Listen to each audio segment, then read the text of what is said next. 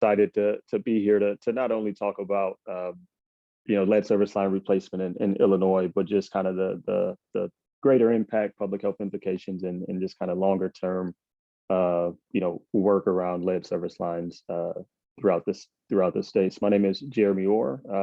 I am joined by Justin Williams. Just want to go to the slide.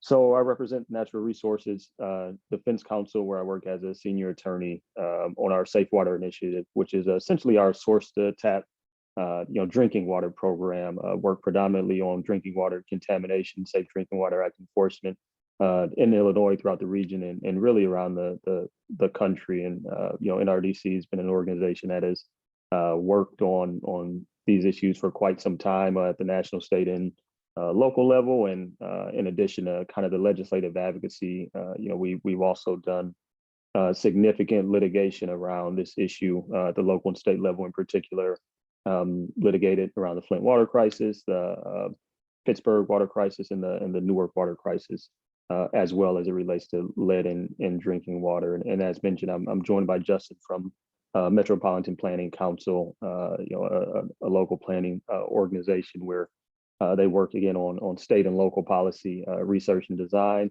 legislative advocacy at the state and local level, and technical assistance. And you'll hear from Justin shortly. Slide. So as we get into talking about the issue of lead in drinking water, right? Before we even get to this concept of remedying this problem, right, and taking the steps necessary to fix the problem, it's first kind of talking about what the problem is, right? And as we think about lead in drinking water, as it's kind of really catapulted to the forefront of people's minds over the last 5 or 6 years since the beginning of the Flint water crisis, as we feel like we've learned so much more about the health hazards of lead in drinking water. And in particular, we come to find and really highlight that lead is a toxic metal that can cause serious health effects in all age groups. In particular, when we do this work, we try to do it with the most vulnerable communities in mind.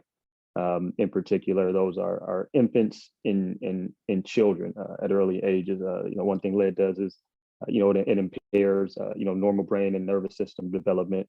It increases learning and behavioral problems in children. And in particular, what we found is these are the impacts of lead are irreversible, right? But then also sometimes you don't see the implications of these sorts of setbacks for years to come, right? So infants, right, children, or those in the womb, right, you may not see these setbacks and developmental delays until they're much older and in school. Additionally, adults are at risk as well. They're at increased risk of cardiovascular disease, high blood pressure, and kidney and nervous system problems. So as frame it, lead is essentially a dangerous neurotoxin that causes irreversible damage when consumed. And in particular, what we've come to find is that there is no safe level of lead whatsoever for human consumption. Slide.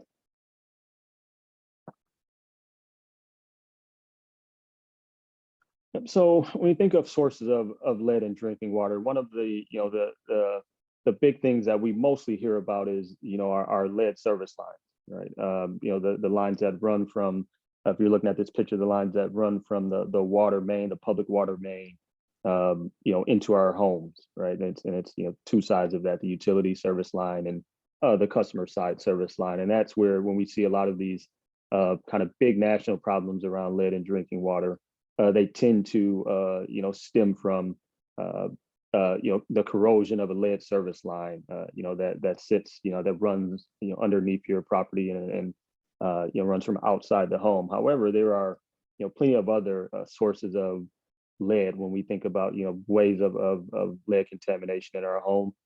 Most notably our pipes, right? The plumbing in your home, especially older homes, tend to have lead or potentially galvanized steel that is coated with lead. You have lead solder, which is kind of the connecting pieces of pipes, right? So even if your pipes are PEC or particular copper, right, it may be it may be, soldered together with lead solder. You think of fixtures as well, right? A lot of older fixtures, even so recent, are made with lead. And we're talking your faucets, your fixtures and your fittings that go along. When you think about your sinks and the plumbing in your home. And when you look at this kind of picture down in the bottom right of what corroded pipes look like when we talk about corrosive water, making it into our homes, and over time corroding those pipes and solder within our home, and exposing that lead that gets immediately within our within our drinking water. So in addition to lead service lines, which is a significant very significant source of lead in our drinking water, we also have to think about some of the smaller sources of lead in our homes. Slide. So when we look at Illinois, we have a pretty significant lead in drinking water problem. We've estimated, right? We know that there are 686 known lead service lines throughout the state. That's more than any state in the country by far. And those are just what's known. Typically, there's an inventory that's done that helps us account for how many lead service lines are throughout a place, right? Throughout a state or county or so on. So in this instance, we know there to be nearly 700,000 lead service lines. However, with the amount of inventory that hasn't been done or unknown materials of inventory, we estimate that this number could be well over 1 million lead service lines throughout the state of Illinois. And when you think about 1 million lead service lines in Illinois, we estimate that the country, right, the United States, has anywhere from 6 to 10 million lead service lines. So we're talking at least, Illinois at least making up 10% of all of the lead service lines in the country, which is a lot. And I mean, this is far and away the most lead service lines in the country. Nowhere else even comes close. Even when we just think of Chicago by itself having somewhere around 400,000, estimated 400,000 or more lead service lines. No city in and of itself even comes close, right? The next closest city would be potentially Detroit or New York with maybe 100,000. So we're talking 4 times more lead service lines in Chicago alone than any other city. And Chicago itself tends to have more service lines than, as we know, some smaller states may have. So the scope of the problem is large, to say the least. Slides.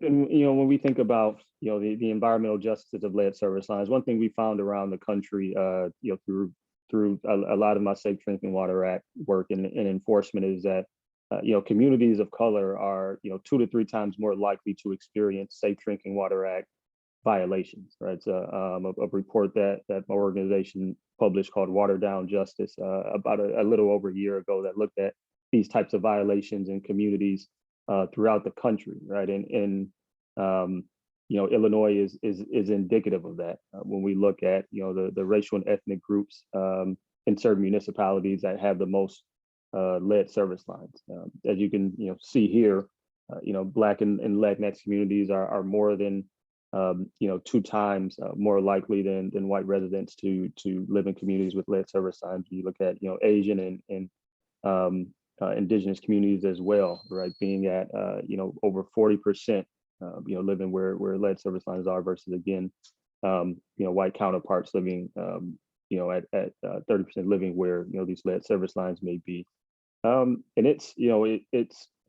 it makes lead service line issues an equity issue, right? It's of course an infrastructure issue, it's an economic issue, but when we look at some of the kind of historic data of where lead service lines were placed and how long lead service lines were used, in particular in these communities around the state, as well as when you think about the years of recent years where lead service lines were being removed from, right? So you got the grunt of lead service lines being placed in communities of color through 1986 in some instances and places around the city.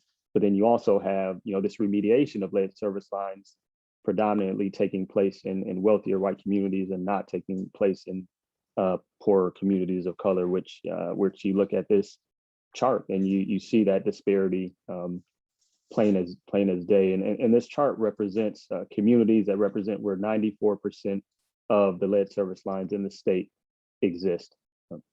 Next slide. And that's when we think about just actions to reduce lead in your in your drinking water. One, right, the what we're pushing for, and this legislation that's been introduced, and we'll learn more about from Justin shortly, is the best thing that can be done is to replace the entire service line if it's made from lead, or if any part of it is made from lead.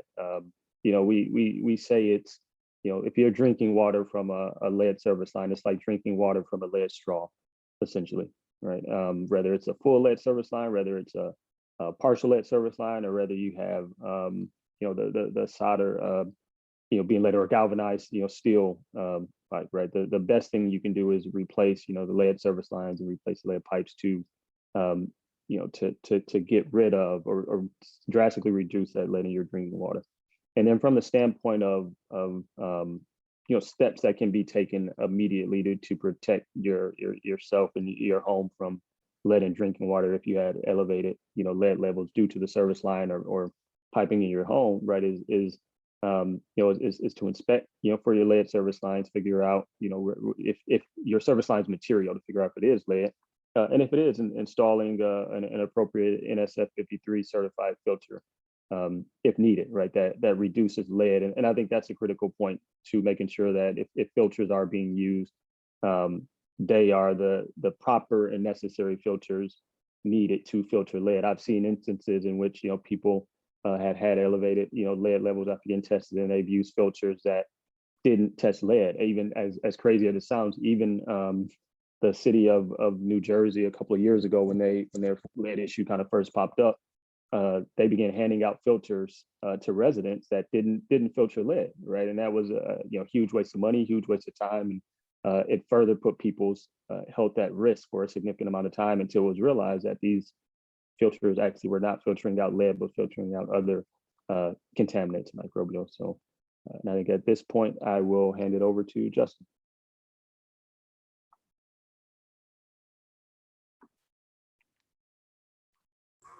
Sorry, having a little glitch getting unmuted. Hey, everyone.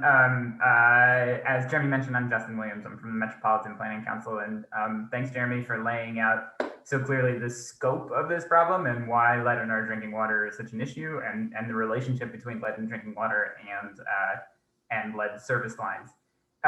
So as Jeremy discussed, really the best way to deal with this problem is to replace the lead service line and make sure that lead is not reaching our drinking water in the first place. And there are cities all throughout the country who are starting to deal with this problem. So the city of Denver, for instance, has committed to fully replacing all of their 65,000 plus lead service lines over the next 15 years. That's a pretty ambitious plan, and we like to see that kind of action to address this problem. And some of you may have heard about plans right here at home in Illinois that are starting to address this problem too. So there are cities like Chicago, which many of you may have heard about, that are waiving some fees and also offering to replace the full line for some residents.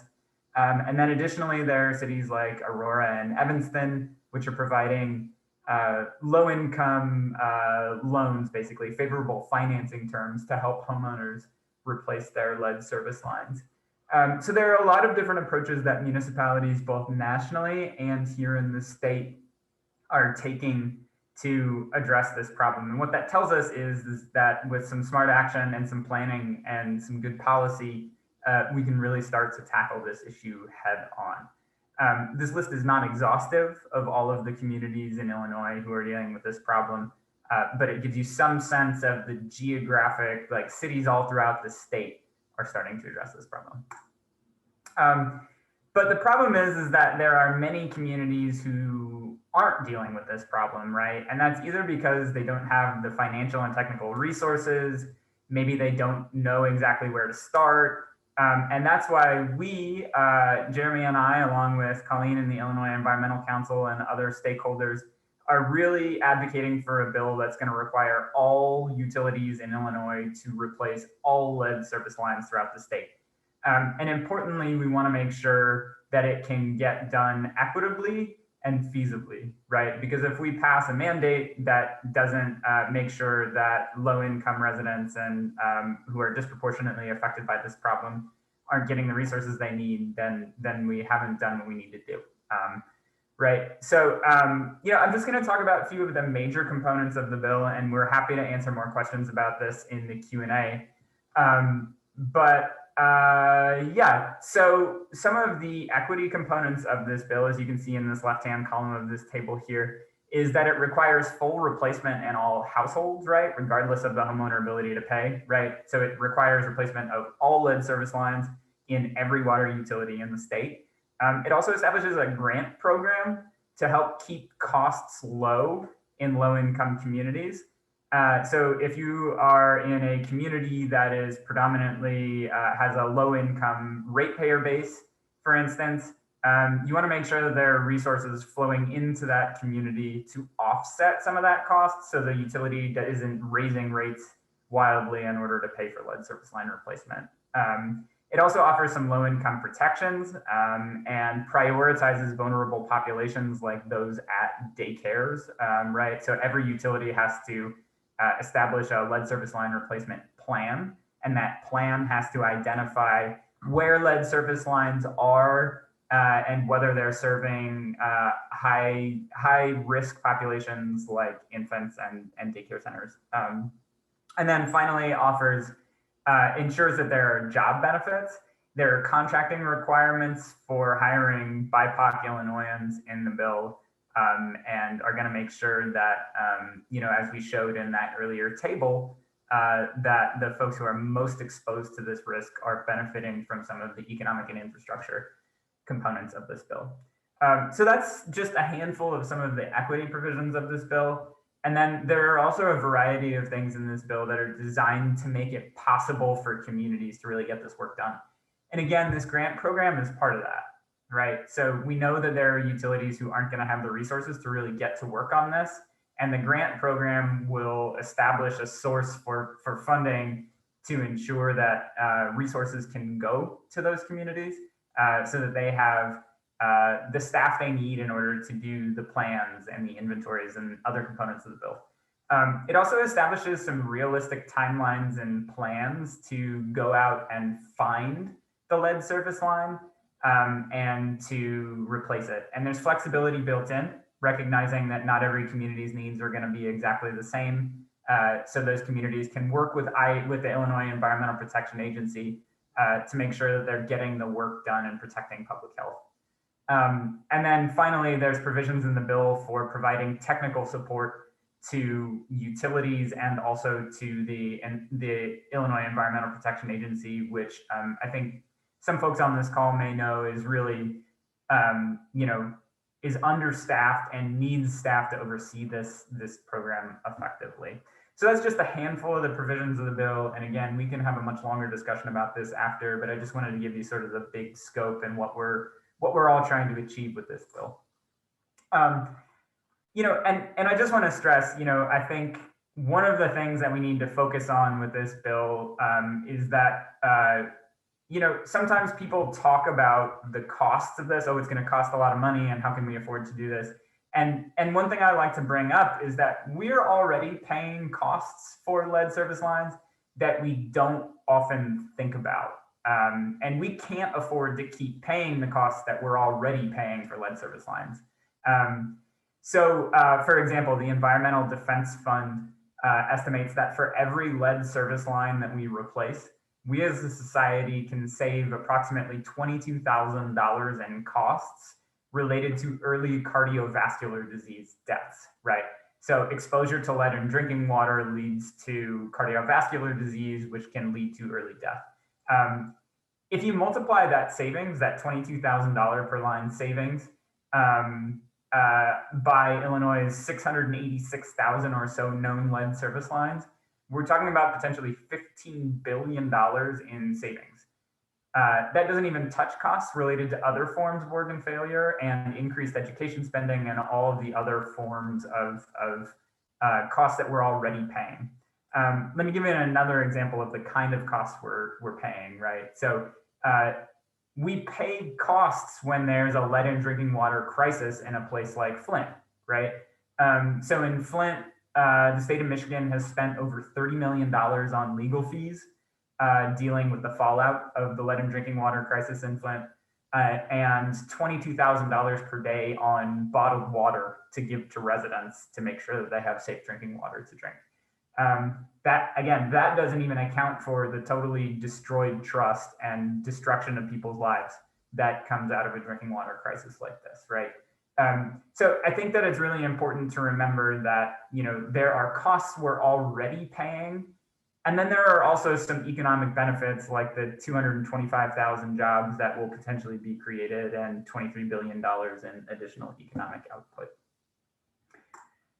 That's really, what we wanted to say about this bill. And again, I think there's a lot that we can talk about on the specifics, but I hope that gives you some sense of why this is such an important issue and how this bill is going to address that by requiring the replacement of every lead service line in the state.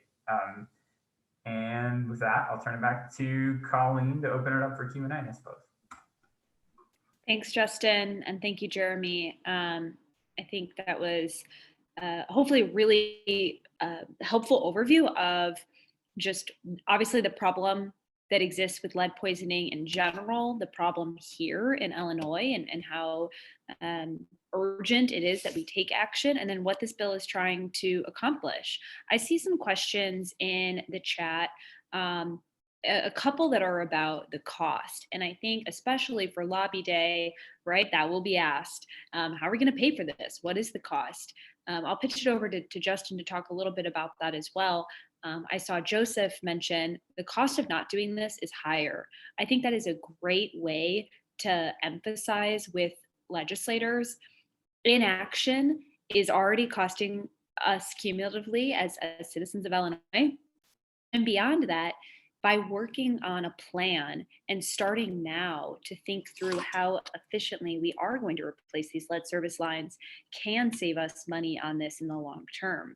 Instead of digging up someone's road to replace a water main and then going back years in the future to do it again to replace the lead service lines, right? We can be creating cost efficiencies if we start this planning process now. But Justin, is there anything else you want to add to kind of that cost? And then Jessica Collingsworth from Union Concerned Scientist asked specifically, what is the average cost to replace a single lead service line, and kind of what is the price tag we usually put on this for statewide? I'm hoping I can maybe tag team with Jeremy a little bit here, because I think Jeremy has great perspective on the national level, and then maybe I'll come back and talk a little bit about some of the estimates we've heard in Illinois.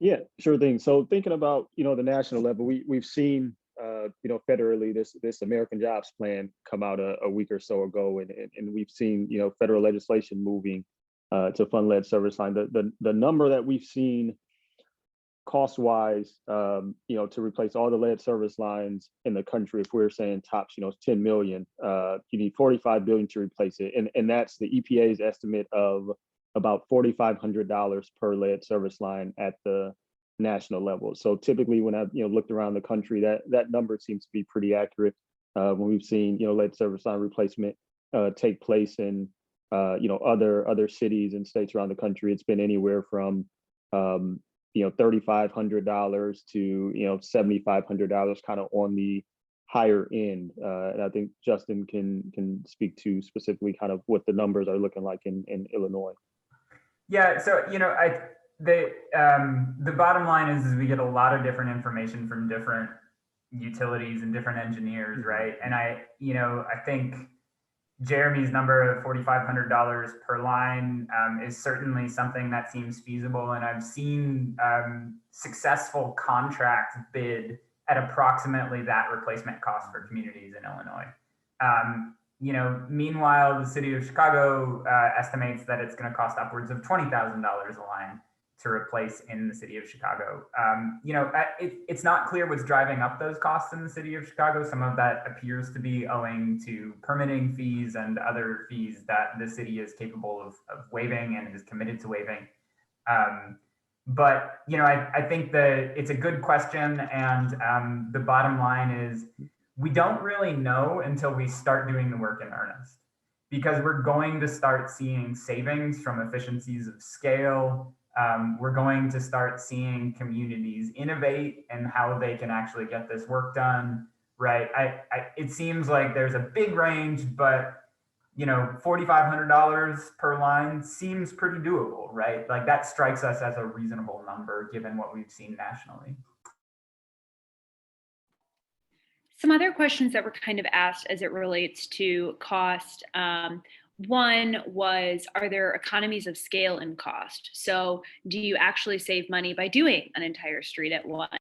And maybe I could also, in that, have you guys answer the way in which this bill attempts to have municipalities replace lead service lines. There was a question about, is there a specific way in which they have to replace them? And I think this goes to the flexibility that I would also emphasize with legislators, that this is not a one size fits all approach.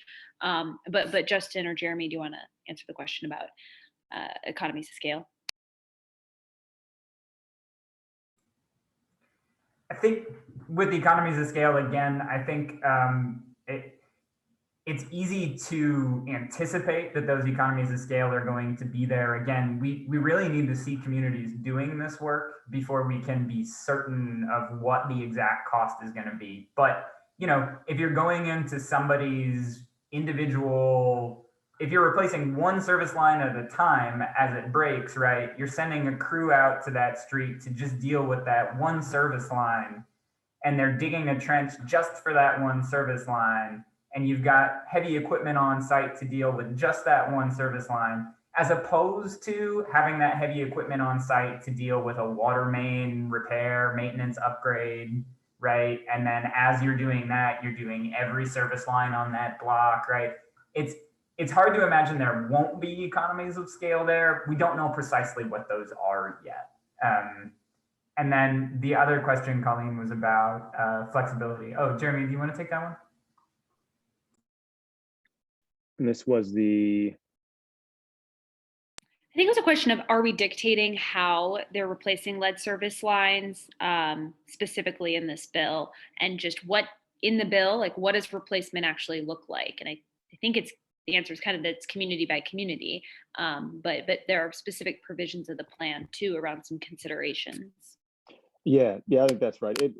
There are provisions in the bill that we set up. Mentioned timelines.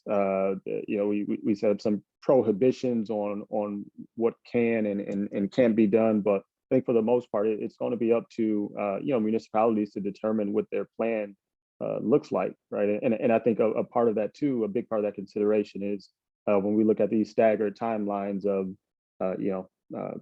municipalities with less than 10,000 lead service lines may have this X amount of years and on up. It gets into determining what that plan looks like in the protocols for it. But I think as mentioned, like every municipality will be different. But what we do know is that those plans should coincide with existing capital improvement plans and existing infrastructure plans. So as we talked about, making it cheaper, but also you don't have to reinvent the wheel, right? It makes more sense to implement these lead service lines plans as part of larger, longer term plans. Thanks, Jeremy. I have a couple other questions that are coming in, and please keep them coming. Jess had asked a good question, which kind of gets to this issue of ownership that we talk about. So first, Nicole asked, is a lead service line just on private property, or is it connected to the water main? And then Jessica asked, if you're a homeowner, right now you would have to pay for replacement in some communities, but maybe Justin, Jeremy, you could talk about how we address the issue of a lead service line, who's, kind of do we view as owning that? And then what that means as far as the cost and who pays it under this bill. Yep. So And it might be good to I throw in partials too, but thanks, Yep, Jeremy. yep. So I could share a bit about, kind of that, what the lead service line is made up of. And if Justin, you want to chime in on kind of how the bill addresses, who pays for what. And so, essentially, as we go back and look at, this map, the lead service line is made up of two components, right? We have the, the what we call the utility side of the lead service line, and then we have the lead service line that runs under the private property. So one of the things that comes up here, as Colleen mentioned, is this idea of partial lead service line replacement. So historically, if there was a water main break or utilities were undertaking some sort of project to replace lead service lines, what historically had been done was utilities would simply try to avoid replacing lead service lines on the private side for a number of reasons, and replace only the portion to the left of this dot here, right? That will be considered the utility side of the service line.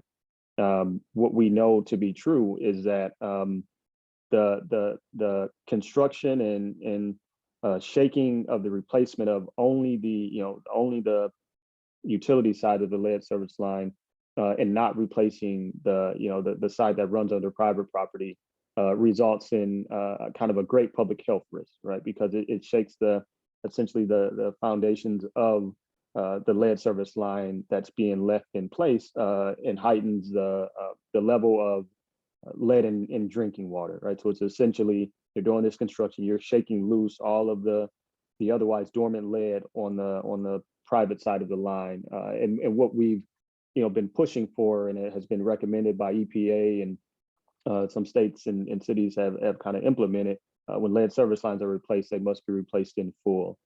So that would include, this utility side, as well as the side of the line that runs under private property. And Justin, if you want to talk a bit about how that's handled in the bill. Yeah. So as Jeremy mentioned, we want to make sure that when these lines are replaced, they're replaced in their entirety. And there is kind of a wonky definitional problem about who owns which side of this line. And, we're working really hard to make sure that utilities are responsible for replacing the full line, and are financially responsible for that, right? I'll be honest, it's going to be a fight with utilities to do that. We're going to try our hardest to make sure that's possible, right? So we definitely would love your support in making that case, because look, it's weird that utilities say that this piece of infrastructure which serves your home is partly your responsibility, right? So that's where we're at, and that's what we're trying to do. But I want to be honest that this is not a done deal yet. Yeah, that's a really great point, Justin, of just where we're at. The bill will have, hopefully we'll give an update, but lobby day is the Monday after what's called third reading deadline, where a bill needs to get out of one chamber. So a lot of these are three really thorny bills that will be a bit up in the air. But I think emphasizing that as a homeowner, you didn't ask for a lead service line to be put into your home, and you shouldn't bear the full cost of it. But, I see Katie's question, just will homeowners be responsible for their portion, or will munis? And right now, the answer is it would depend, and really by community. And some of the ones that Justin referenced are, raising a fee and having that go to fund lead service line replacement. And then there are examples like Chicago, and they're taking some federal dollars and replacing the lines for some homeowners. So a little bit unclear still. Kyle asked, do we have an understanding of how long it would take to replace all lead service lines? And why is it important to focus on, it says EE communities, but I'm going to take a guess that it's supposed to be EJ communities first. So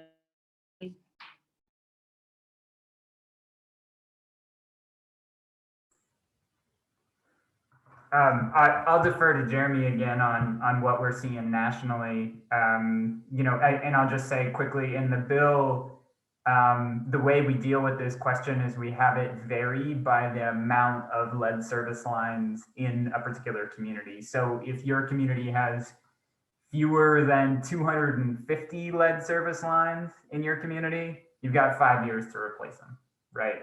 If your community has over 50,000 lead service lines, which is like only Chicago, right? Then you've got 25 years to replace them, right? So it'll vary. And then, in between, there are a bunch of tiers too. So that's how we deal with it in the bill. And I don't know if you want to talk about, Jeremy, how that maps on to national experience.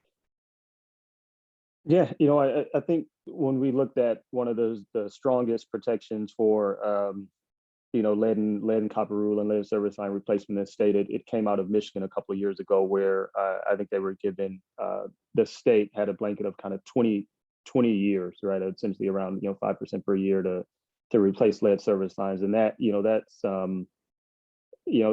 a significant amount of time, and kind of like you mentioned in Illinois, recognizing that there are the problem being much more significant. I think we kind of carved that that time frame out based on what we've seen trends elsewhere. However, we've also seen places replace their lead service lines and begin replacing their lead service lines in major cities, like Pittsburgh and Newark, in a matter of years, right? We're talking a matter of 3 to 5 years, having thousands of lead service lines replaced and out of the ground. And one thing that we've seen from the current federal administration, as there's this lead and copper rule that's kind of on pause right now and being reconsidered. But one thing that's been coming out of the Biden administration has been 10 years, right? He's been saying 10 years, right? Let's get all of these lead pipes out of the ground in the country in 10 years, right? And I think it's feasible, right? I think it's very feasible, but the variable there is how much money can we invest to get that done, right? So, while we recognize, we don't want to put too much of an economic burden on, water utilities and municipalities or ratepayers for that matter, and wanting to give them, enough time to get it done. We do realize there's also a sense of urgency to get these pipes out of the ground. And, it'll be interesting to see what happens nationally with the federal rule, and if there is a mandate to get, if there is a mandate, and if there is, how long of a timeline will be given. Thanks, Jeremy. My internet crashed for a minute, so I may have skipped some questions that I saw dropped. So I'll have to go back and please jump in if we missed a question at any point. But Kyla had asked, how do you find out how many lead service lines are in your own local community? And actually, we passed a bill in 2017, which required an initial lead service line inventory in addition to lead testing at schools and daycare centers. And so you can find an inventory. Part of the problem is that these inventories have been largely not complete, for lack of a better word. And we really want a more robust inventorying to be done in this community, because there are too many people who don't know that they have a lead service line, right? And especially with some communities who have done the improper practice of partial lead service lines. So we need to make sure that we're inventorying to then have those robust plans for what efficient replacement could look like. I know that there had also been a question a little bit more about which of these things in this graphic, Jeremy, brings lead into your house. Is it the faucet? Is it the line? Is it one more than the other, or does it really vary? I know in Illinois, there have been communities that have had significant lead poisoning issues that have come from varying sources. So if you could speak to that. Yeah, no, I think that's right. Like it really depends from house to house, right? Like it all depends on whether you have a lead service line, if that lead service line is partial or not, and then it gets into whether you have lead piping or whether your fixtures are lead. But one thing that we do know is that the lead service line, if you have a lead service line, that is right. That is one of the most significant ways that it would get into your home. And one thing that we've seen recently around the country is how you test for lead is changing. So it used to be you would test 3 liters, right? Your first and third liter. And what we realized was that that first and third liter was only essentially testing the water that was sitting stagnant in your pipes, like in your home, right? Water that was already there. So by the time that water had rapidly moved throughout, those, you know, and those numbers were coming back lower, right? And since some places have switched to testing a 5th liter, that means the 5th liter goes much more deeper into the lead service line that's outside of your home. So it's not just testing, you know, the pipes where the water is sitting, but the lead service line, you know, that kind of that full line. And what we're seeing is that the water that's coming from the lead service line is much higher, right? The action levels are typically exceeded at a much higher rate when you do a more thorough testing of you know, of lead on a 5th liter. So whereas a 3rd liter may just be, you know, the pipes in your home, the 5th liter gets kind of into, you know, almost into that, you know, the what we consider the utility side of the line, which then we do seem to be higher. So while there are multiple sources of lead, we do know if you have a lead service line, that's, you know, that's typically going to be much higher than just the smaller fixtures and solder in your home if you don't. Yeah, and one, Thanks, Jeremy. thanks for that really deep dive. Like that's a really helpful and much more depth on that than I had for sure. One figure that I've heard that's helpful for me sometimes is that the US EPA estimates that 50 to 75% of lead in drinking water comes from a lead service line when a lead service line is present, right? So US EPA thinks up to 75% of lead in drinking water is from lead service lines. Like that extra detail is really helpful for understanding why, Jeremy. And maybe, well, let's go to one other question that I know I skipped, and then we'll try and talk about how to address some of these things as they're coming up in your lobbying visits as well. Someone had asked about homes on wells. So Justin, Jeremy, do you want to speak? Like, is this an issue for them? Are there lead service lines if you have a home on a well? So the short answer is we don't really fully know the extent of that problem yet. We have heard reports of well delivery components being made out of lead-based materials, right? What they don't have, if you're on a well, right, if we look at this graphic again, what you don't have is a public water main. And so you don't have this service line running from the water main to your home, right? The other thing you don't have if you're on a well is a drinking water utility, right? So it's a different infrastructure problem, although there may be lead-based components in the plumbing, right? So another way to put that is, does this bill address lead-based plumbing components in drinking water, in private drinking water wells? And the answer is no, it does not. And then thank you for that. Another question that we had gotten was, are there any provisions around removal of trees during lead service line replacement? Our bill does not get as specific as consideration of trees when you have the replacement, other than to say every replacement plan needs to have some opportunity for public review before it's submitted to the agency. And so, you know, you have to imagine that we're trying to create more opportunities for communities to see how their own municipality and water utility is going to move forward with lead service line replacement and create opportunities to raise things like that. So it's a great question, Gwen. And then Ryan is asking once again, like, why did you say that it disproportionately affects some communities who doesn't have lead service lines? And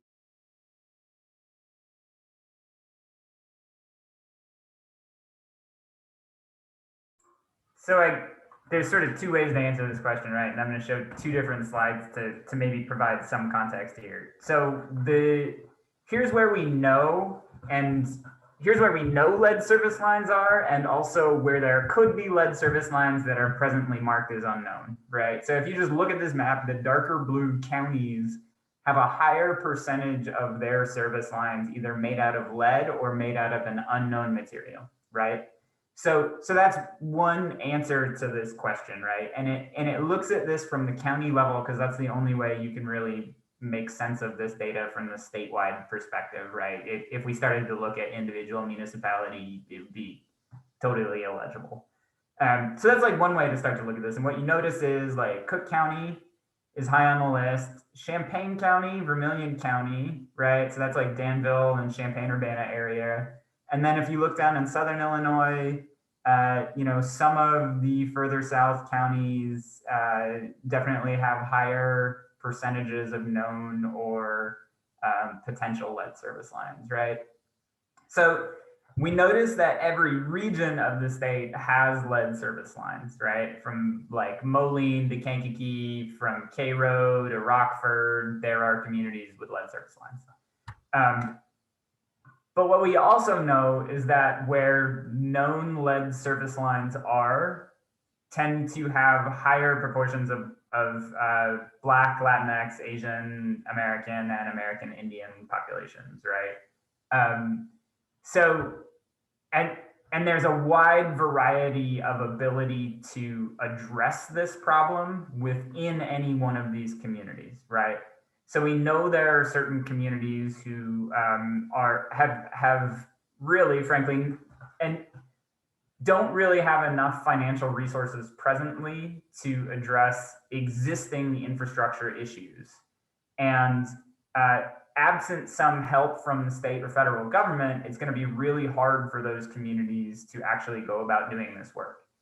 And it's not just low income communities, right? Like we can think of a place like the city of Chicago, which has almost 400,000 lead service lines, as Jeremy mentioned, and is going to need some assistance to make sure that every homeowner in every part of the city can have their lead service line replaced. So I hope that helps give some perspective on that answer. It's a complicated question to answer. It's an important question, but you know, it's just going to depend on the characteristics of like the income base and the ratepayer base and the number of lead service lines within a given community. Thanks, Justin. Okay, I know that we're getting closer to the end. There are still some good questions here. You know, and there was a comment about just some communities actively requiring lead service lines, right? I think that is also why some have more than others. And Chicago was one of those that literally said you needed to have a lead service line up until the point at which they were banned nationally. So there's going to be some divisions within, as Justin was just alluding to. Jeff earlier had asked a question of, so what are we going to hear in these lobbying visits? We're going to hear cost, right? How much is this going to cost the state? And who's paying for it? I think a important point to push back on that is to say the cost of inaction is greater. Well, it has a significant cost. We need to make sure that the way in which lead service line replacement happens doesn't shift the burden of that cost onto homeowners, especially in low income communities. And we need to be considering affordability provisions as well. I think that would be kind of how I would address the cost issue. I think the other components that we're going to hear are, you know, is this realistic? Are these timelines consistent? And do we have the workforce with which to actually go out and replace lead service lines? I think you heard Jeremy answer this question earlier a bit, but we already know communities are moving forward with lead service line replacement. We know we have to. If we start now by planning, and you know, we'll make sure this is clear in the fact sheet, but you know, the plan doesn't have to be finished until 2027, and then that's when the timeline starts. So we're really trying to make this a sound approach to begin this work that is based in local community knowledge and is not a kind of one size fits all arbitrary timeline. But we know that we have to start taking this on now. I don't know, Justin, Jeremy, if there are things that you want to touch base on, either the cost or kind of the why of this, or other things that maybe have come up in our stakeholder conversations that our lobbying advocates may hear in their meetings.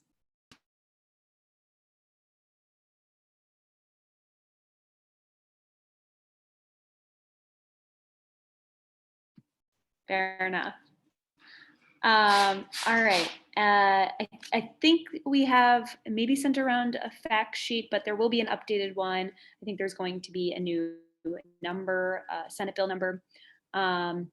Kate had asked if we can have the state map with lead service line percentages by county. And yeah, I think we can put that on the hub page so people can have access to it, as well as the elevator pitch. This is something that we'll have for all of the bills, but how are you talking about this? Knowing who is a co-sponsor and who's supporting this effort. But again, I think the 3 points to hit is this is a public health crisis. This is affecting every community in the state of Illinois, whether or not they directly have lead service lines as much as some communities, but certainly every district of the state has a community with lead service lines. By taking steps today, we can more cost efficiently replace lead service lines in the long term and begin a plan for how we're going to move forward with replacement that prioritizes vulnerable communities. And we can do this with an emphasis on COVID recovery as well. Lead service line replacement has the opportunity to provide significant economic benefit for the state of Illinois and workforce. And that is something that is also desperately needed. I don't know, I think we did a good job of answering most of the questions. Jeremy, Justin, is there anything else you'd like to add? Any other last questions that people have? Not for me. Thanks, Colleen. Thanks everyone for taking some time with us today. Yeah, thank you. All right. Well, again, you should have been reached out to by your team captain. If you weren't yet, please contact Paloma or just IEC generally and say, hey, I haven't heard from anyone. And we'll make sure to get you connected to your team. There will be opportunities to continue to educate yourself on these bills and be prepared for Lobby Day. And again, just thank you so much for taking the time to meet with your legislators on Lobby Day, take action at the link that Paloma sent in the chat so you can share that and make sure people are contacting their legislators in support of this bill. And we'll see you all at the next teach-in. Thanks, Justin and Jeremy.